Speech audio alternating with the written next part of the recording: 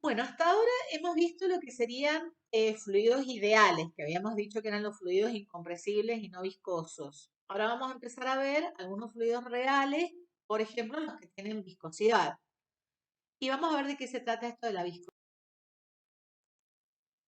La viscosidad es una propiedad que se opone al movimiento relativo de porciones adyacentes de líquido. Sería la definición. Las fuerzas de rozamiento internas van dirigidas tangencialmente a las capas. Es como que, por ejemplo, en un tubo, supongamos, si yo tengo un líquido viscoso, se va a mover como en capas, porque la parte que está en el radio, en el centro del tubo, va a ir más rápido que la que está tocando las paredes del cubo, del mismo tubo. Si pensamos, por ejemplo, en un río, pensemos en algo que se está moviendo y van a ver que la parte que va al fondo, más tocando la tierra, va a ir más lento que la parte que es superficial, se mueve como en capas a diferentes velocidades. Justamente porque hay fuerzas que van frenando tangencialmente a las capas. Sería como si estas fueran las capas imaginarias de ese líquido y si nosotros pudiéramos medir esas fuerzas, diríamos que van a ser iguales. Fíjense esta fórmula tan extraña. Dice coeficiente de tensión, coeficiente de viscosidad, la variación de la velocidad con respecto a la longitud, multiplicada por la superficie, por la variación de superficie. Vamos a ver qué significa esto. Si una capa con respecto a la otra tiene mucha variación de velocidad, significa que hay mucha viscosidad. Porque si todas se movieran al mismo tiempo con la misma velocidad, no tendrían viscosidad. Pero si una va frenando a la otra, hay mucho cambio de velocidad con respecto a la distancia entre capa y capa, que sería ese delta L. Por otro lado, si la superficie de contacto entre una capa y la otra es muy grande, mayores van a ser las fuerzas de viscosidad. Y de ahí va a salir la igualdad colocándole la constante, que es el coeficiente de viscosidad.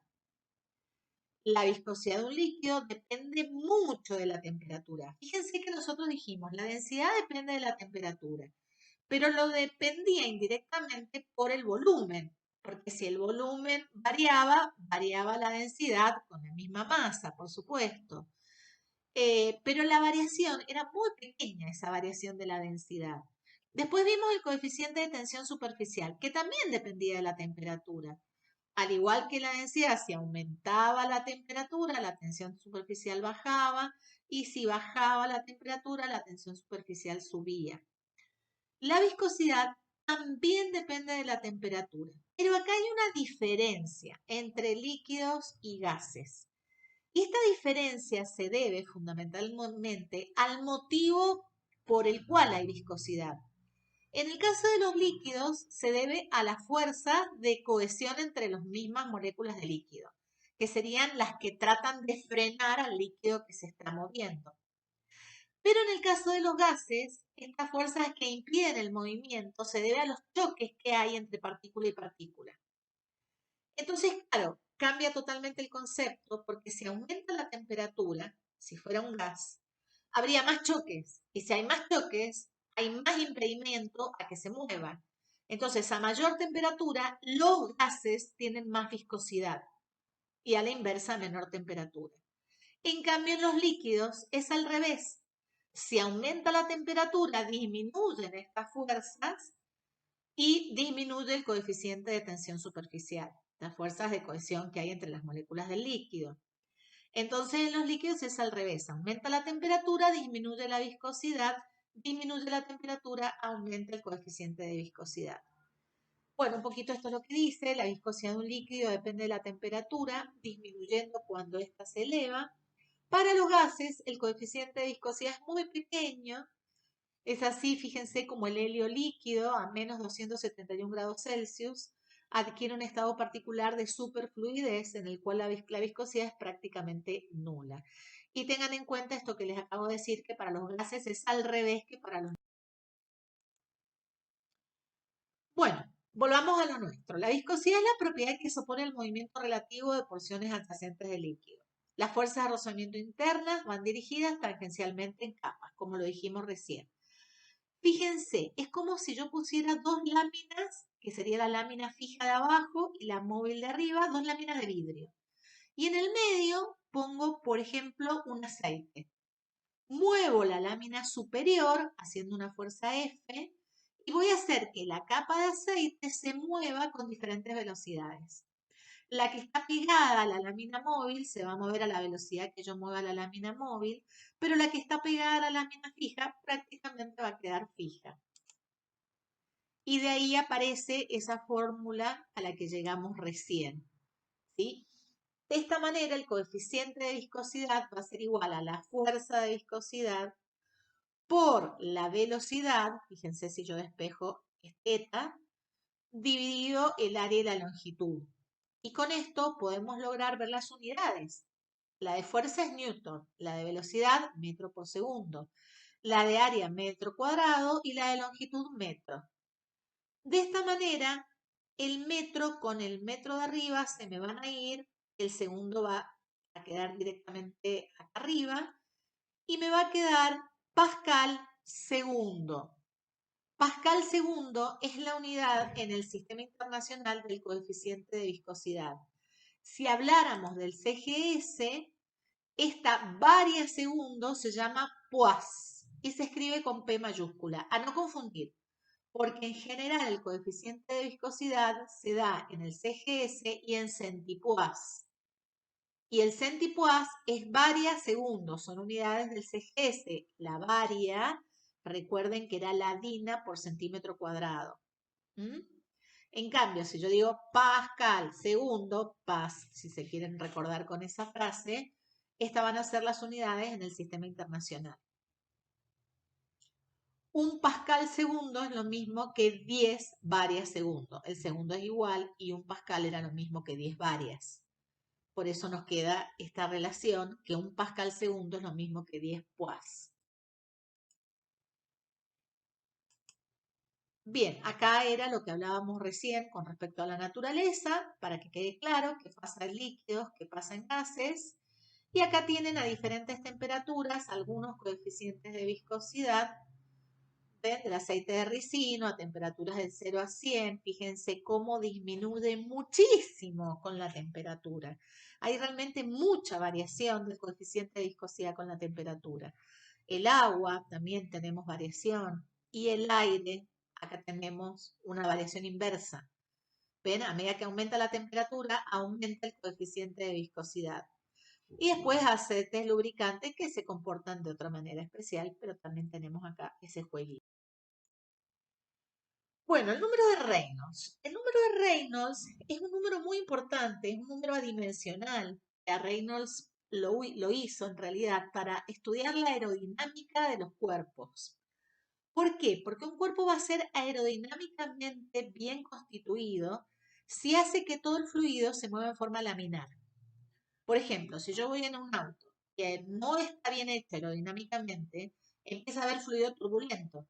Y de esa manera va a haber fuerzas que van a chocar contra la chapa del auto y me va a vibrar todo el auto, va a terminar desarmándose. Lo ideal es tener una buena aerodinámica, que el formato del auto haga que todo el aire que pasa por alrededor, por arriba, por abajo, por los costados, lo haga en forma laminar. Eso se estudia en lo que se llaman tubos de corriente, se suelen utilizar este tipo de experimentaciones para ver cuánto da el número de Reynolds. Fíjense los camiones, muchas veces en la parte de arriba tienen un chapón que se redondea en la parte de arriba, formando una convexidad, y esto también es para mejorar la aerodinámica. El número de Reynolds va a ser lo mismo que 2 por la velocidad. Esta V corta es velocidad. Recuerden que cuando hablamos de volumen es una V mayúscula. Por la densidad y por el radio. A veces lo van a ver como velocidad por densidad por diámetro, porque 2 radios es lo mismo que diámetro. Dividido el coeficiente de viscosidad. Si este número me da menor que 2000, yo aseguro que el régimen es laminar. Si me da por arriba de 3000, se transforma en turbulento. Y entre 2000 y 3000 es una zona de transición en la que el régimen es inestable y puede pasar de un tipo a otro. Por ejemplo, Si en la aorta de un ser humano nosotros calculamos el número de Reynolds, en los bordes de la aorta me tiene que dar menor de 2000 y ser un régimen laminar. Pero en el centro de la aorta es un número que va entre 2000 y 3000, porque la velocidad es más grande, por lo tanto el número de Reynolds va a salir más grande. ¿Sí? Y de esa manera es importante que seas, digamos, que vaya pasando, que sea inestable, porque se producen algunos intercambios importantes de los glóbulos rojos, glóbulos blancos en este centro de la aorta. Y por último, bueno, de las leyes importantes de viscosidad, vamos a ver la ley de Poiseuille. La ley de Poiseuille es la que me va a hablar del caudal. Recordemos que el caudal era lo que llamábamos el volumen por el tiempo. ¿Cuántos litros pasaban por segundo? ¿Cuántos litros pasaban por minuto? ¿Se acuerdan? Ese caudal habíamos dicho que era igual al producto de la velocidad por el área. Pero la velocidad, acá tiene que ser la velocidad media. ¿Por qué? Y porque no es la misma velocidad en un tubo, acá lo podemos ver en la parte central que a los costados, pegado a las paredes. Entonces se trata de una velocidad media. Poiseuille, con una demostración matemática muy bella, que no la voy a hacer acá, pero a mí me encantan estas demostraciones matemáticas, demostró su ley que dice que el caudal es lo mismo que pi por el radio del tubo, de esa tubería, la cuarta, por la variación de presión entre los extremos del tubo, dividido 8 por el coeficiente de viscosidad por la longitud del tubo.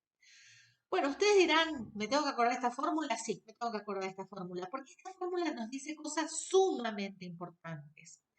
Cuando nosotros queremos que aumente el caudal, lo que tendemos a hacer es aumentar la variación de presión. Pongámosle una bomba y que haya mayor presión y va a aumentar el caudal. Pero fíjense que Poiseuille nos dice que la variación de presión no es lo más importante. Por ejemplo, una jeringa. Yo quiero que salga un líquido que es muy viscoso, ¿sí? Una inyección. Entonces, ¿qué hago? Aprieto más el émbolo para que haya más variación de presión. Pero no es eso lo que más interviene. Lo que más interviene es la variación del radio. Con una pequeña diferencia en el radio, pequeñísima, como el radio es a la cuarta, aumenta muchísimo el caudal. Entonces no tengo que pensar en mayor presión, sino en una variación del radio. Por supuesto, si la caliento, ¿qué va a pasar? Va a disminuir el coeficiente de viscosidad, también va a aumentar el caudal, pero no es lo que sucede habitualmente en el cuerpo humano, por ejemplo. ¿Qué pasa? Si nosotros estamos haciendo gimnasia, necesitamos que aumente el caudal. De repente me puse a jugar un partido de fútbol. Necesito que aumente el caudal para que llegue oxígeno a todos mis músculos. Entonces, ¿qué puede suceder? Si todo permaneciera constante, lo único que tendría que variar sería la presión. Entonces, nuestro corazón tendría que bombear muchísimo más para que esto sucediera. Pero por suerte, las arterias son elásticas. Entonces, estas arterias aumentan muy poquitito, hacen uso de esa elasticidad y de esa manera aumenta el caudal sin poner tanto a prueba el corazón, sin exigir tanto al corazón. Muchas veces sucede que una persona tiene colesterol, tiene endurecidas las arterias, entonces no puede variar el radio, entonces sí el corazón es el que tiene que bombear más. Y muchas veces deben haber escuchado que un señor se fue a jugar un partido de pádel y le dio un ataque al corazón. Y esto pasa un poco por esto. Esto lo vamos a charlar de todas maneras en la clase